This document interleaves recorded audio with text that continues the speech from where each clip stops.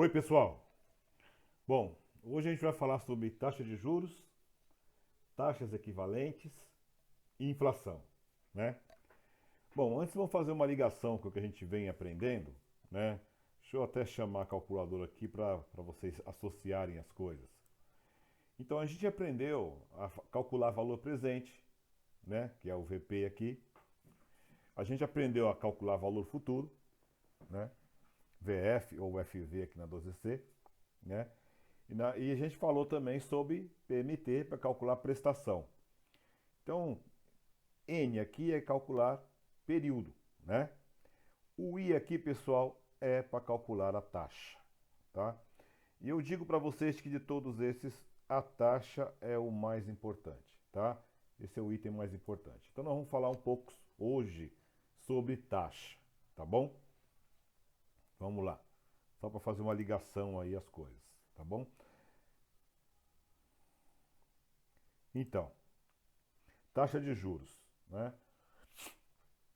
É o custo do dinheiro, basicamente, taxa de juros é o preço, né, que os tomadores de empréstimo pagam aos emprestadores para poderem usar o dinheiro que não é seu, né? Então, eu estou pegando um dinheiro que não é meu emprestado, né? E a pessoa que está me emprestando me cobra por eu usar esse dinheiro. Depois eu tenho que devolver. Eu vou ter que devolver com uma diferença, que são os juros. Isso aqui já tinha falado numa aula anterior aí, o que seria os juros, né?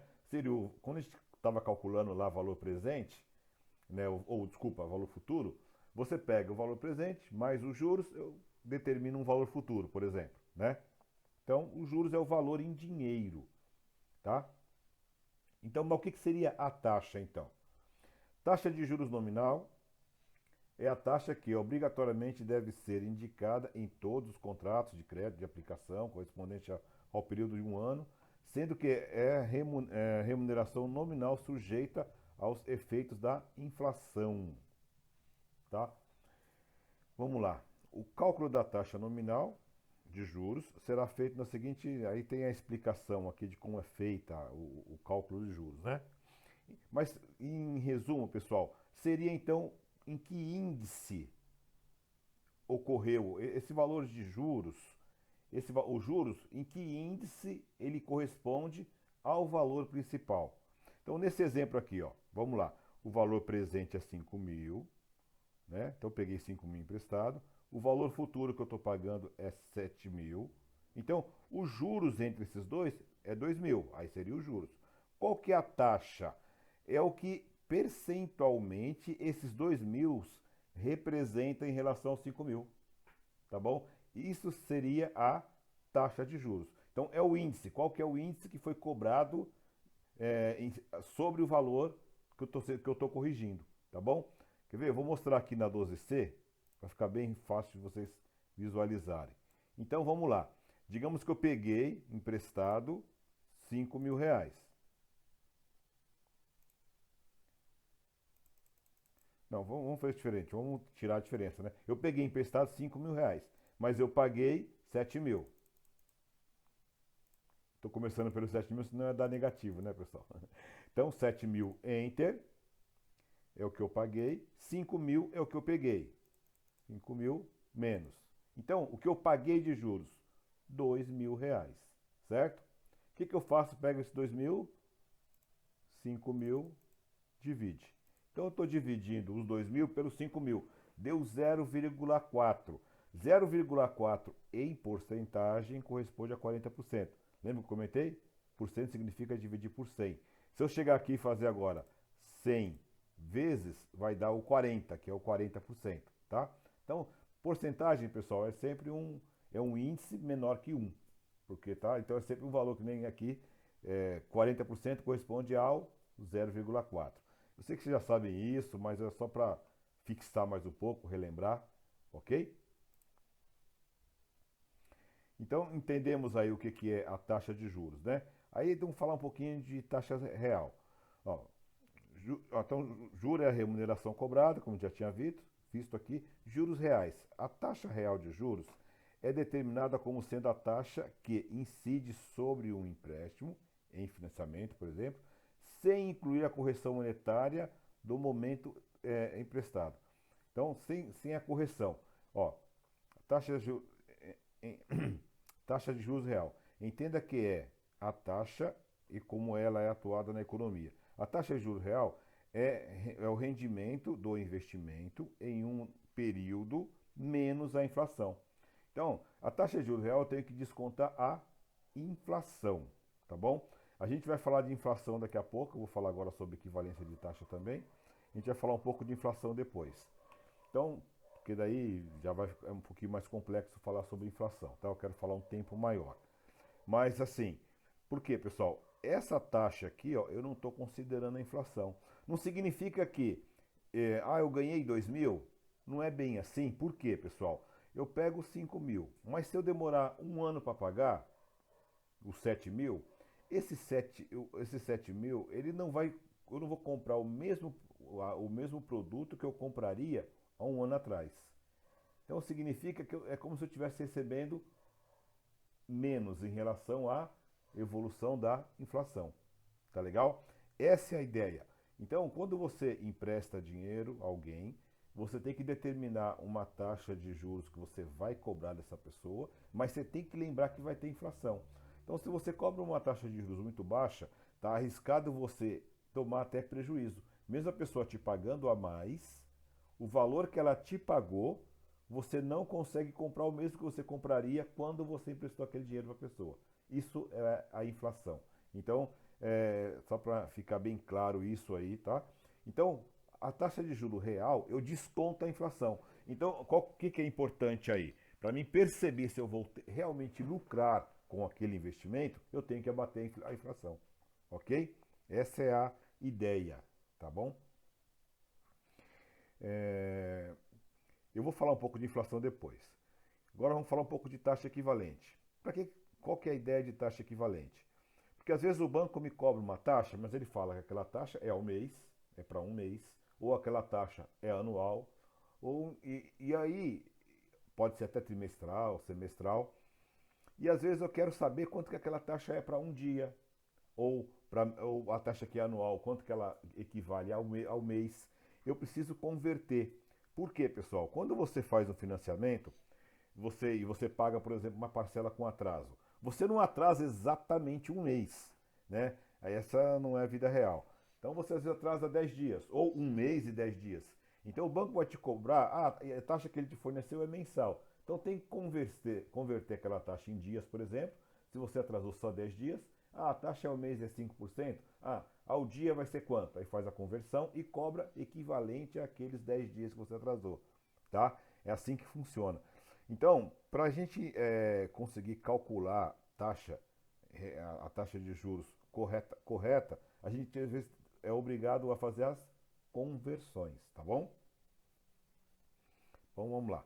E o que seria essa taxa equivalente? Então, é a taxa convertida. Então, qual que é a taxa ao dia que seria equivalente a uma taxa ao mês, por exemplo, tá? Ó, dizemos que duas taxas são equivalentes se considerarmos o mesmo prazo de aplicação e o mesmo capital produzirem o mesmo montante. Então, como que uma taxa é equivalente? Então, o mesmo prazo de aplicação e o mesmo capital produzir o mesmo montante. O que significa? Por exemplo, eu tenho uma taxa ao mês, tá? Aquela taxa, eu aplicando aquela taxa sobre aquele capital que eu investi, daqui a um mês ela vai dar o valor X. Tá? Aí eu converto aquela taxa ao dia. Né? Em um período de um mês, ele tem 30 dias. Então eu pego aquele mesmo capital, aplico aquela taxa que agora está ao dia, aí depois de 30 dias vai ter que ter o mesmo montante. Então significa que as duas taxas são equivalentes. É isso que está explicando aqui, tá? Essa é a fórmula, tá? Gente, eu sei que é uma fórmula complexa, ela não é fácil, mas a gente vai usar muito essa fórmula. Coloquem ela na cabeça aí, que a gente vai ter que. Vocês vão ter que lembrar dela sempre, tá? Então vamos lá. E aqui tem até uma explicaçãozinha dela para a gente entender como converte aí, como faz, tá? Então, taxa de juros que eu quero. O que é de quero? I é taxa. I é do índice, tá? Lembra que I é o I da 12C lá, para vocês lembrarem. E o que é o que eu quero. Pessoal, esses nomes é a gente que determina, tá? Por isso que está esse aqui. Não é uma regra. O importante mais é a formatação aqui, a formulação, né? 1 mais a IT. Então, que T é de ter. Então, é a taxa que eu tenho. E eu tenho essa taxa, quero converter para essa. É o que eu tenho, né? Em relação ao que eu quero. Tá. Esse aqui, ó, é o prazo que eu quero. Então, aqui é sempre prazo. Então, prazo que eu quero e prazo que eu tenho. Então esse prazo aqui corresponde ao prazo aqui. Eu tenho uma taxa aqui a esse prazo. Eu quero uma taxa a esse prazo aqui, tá? Menos 1 vezes 100. Então, é assim que funciona, tá bom? Essa é uma primeira explicação. Vamos lá. Então, eu tenho um exemplo aqui, ó. Então, eu tenho uma taxa de juros aqui, e essa taxa está ao ano, tá? Pessoal, a convenção é de que o ano ele tem 360 dias, o ano fiscal, tá? A gente sabe que o ano tem 365 dias, mas a gente converte o ano fiscal como 360 dias, tá? Considerando que todos os dias do ano tem 30 dias. A gente sabe que tem 31, tem o fevereiro que é 28 ou 29. Então, a ideia é que o mês tem sempre 30 dias e o ano sempre tem 360 dias, tá, gente? Isso é uma regra, é o ano fiscal que a gente fala, tá? Então, essa taxa aqui, de 26,8242%, ela está então ela é ao ano, tá? Beleza. Digamos que eu queira essa taxa ao mês, tá? Então, vamos lá. Como é que fica a formulinha aqui? Lembrem, aqui é o I que eu quero. Então, ao invés de Q, agora é M. Por quê? Porque eu quero a taxa ao mês, tá? Por isso que eu falei que essa fórmula que a gente monta, tá? Então, o I é a taxa, o que eu quero é mês. Tudo bem? Tá. A taxa, lembra que aqui dentro da fórmula, 1 é da fórmula mais. Aqui era a taxa que eu tenho, IT, né? O que que eu tenho? 26,8242%. Pessoal, aqui obrigatoriamente eu tenho que converter. Eu não posso colocar em porcentagem. Então, ao invés de colocar 26, eu coloco 0,268242. Então, eu estou tirando o sinal de porcentagem. Então, eu divido esse cara por 100. Ok? Tudo bem. Aqui ele tem uma potenciação. Então, lembre que aqui em cima é o que eu quero e aqui embaixo da formulinha é o que eu tenho, né? Essa taxa aqui ela não está ao ano, então é o que eu tenho. Então eu tenho uma taxa para 360 dias, né?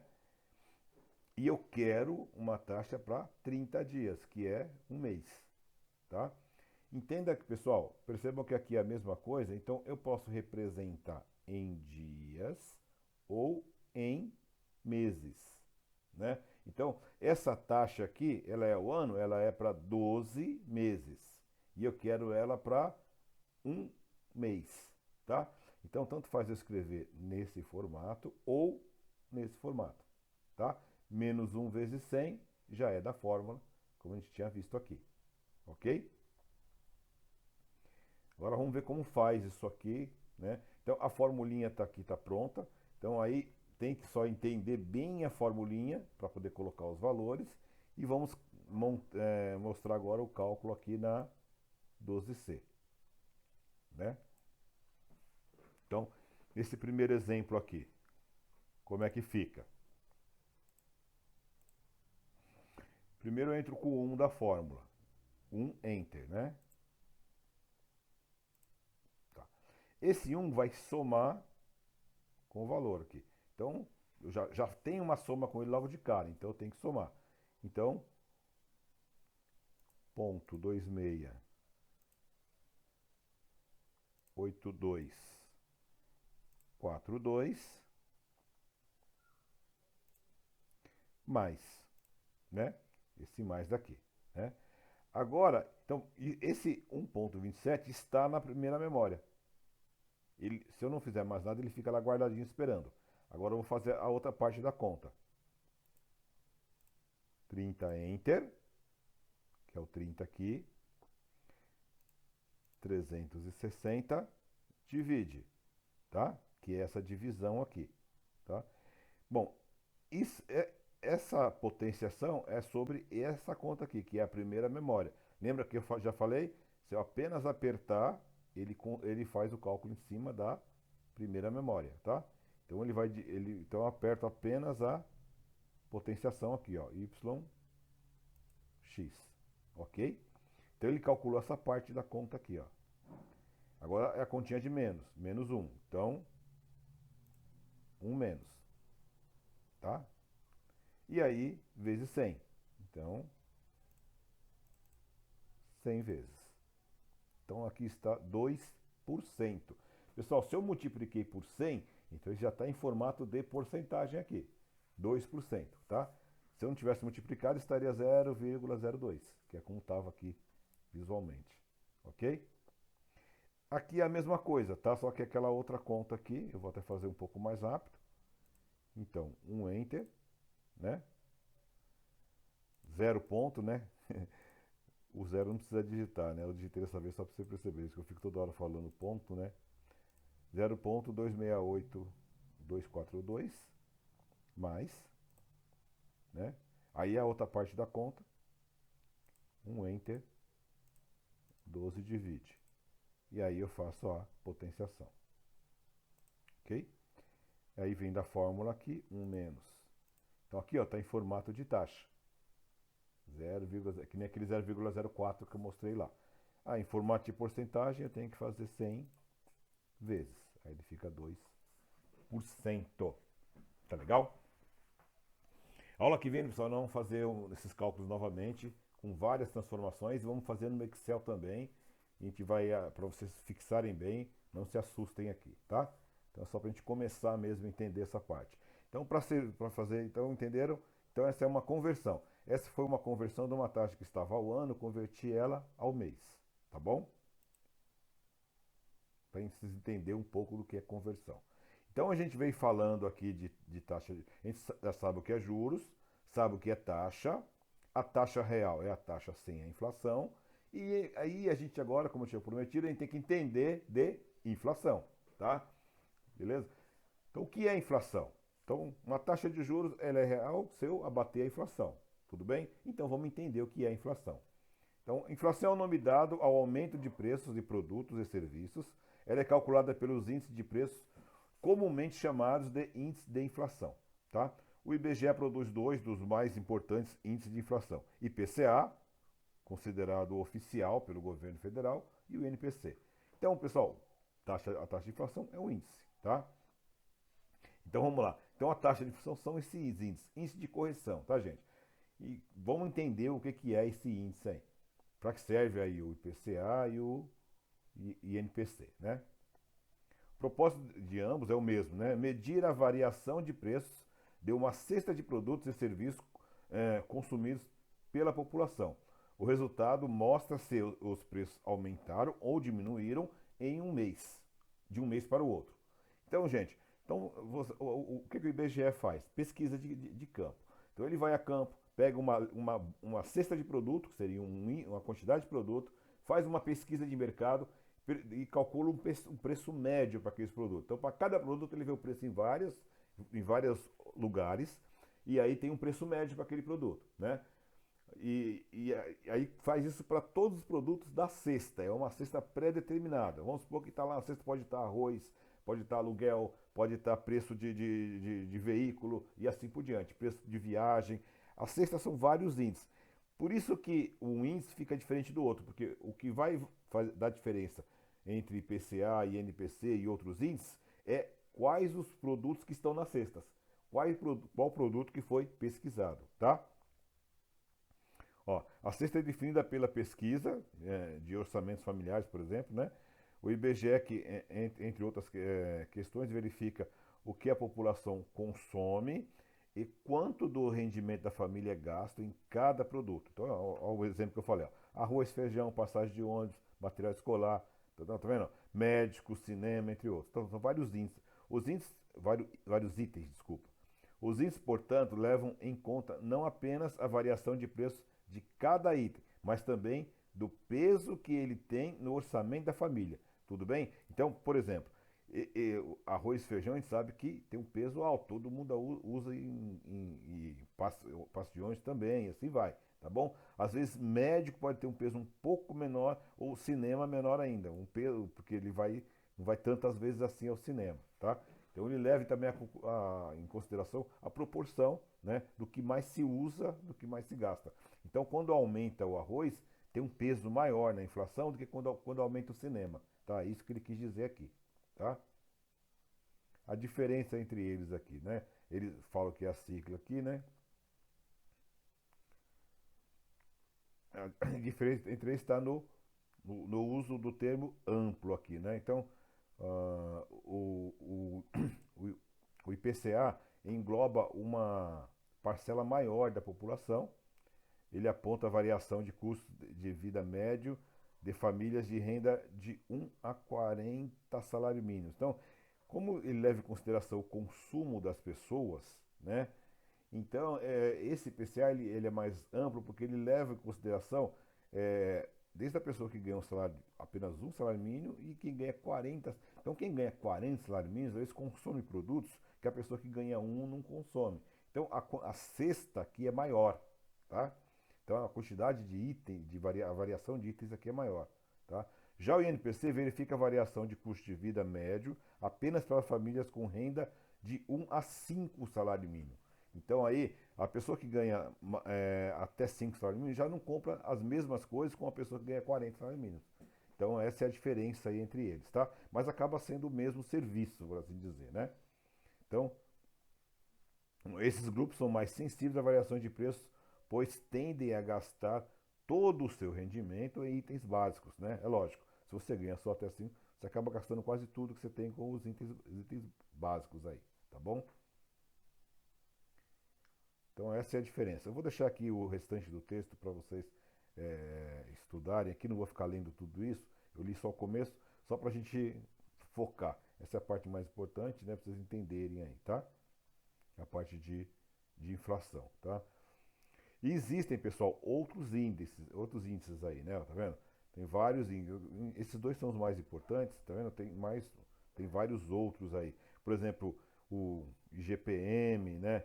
A gente acho que usa muito para corrigir aluguel, por exemplo. Esse IPC FIP, a tabela FIP, a gente usa. O pessoal fala, lembra a tabela FIP que corrige o preço dos carros? É sempre pesquisa de mercado, tá bom? Gente, esse material foi extraído aqui, tem o link aqui, tá? Da fonte de onde eu extraí esse material, tá bom?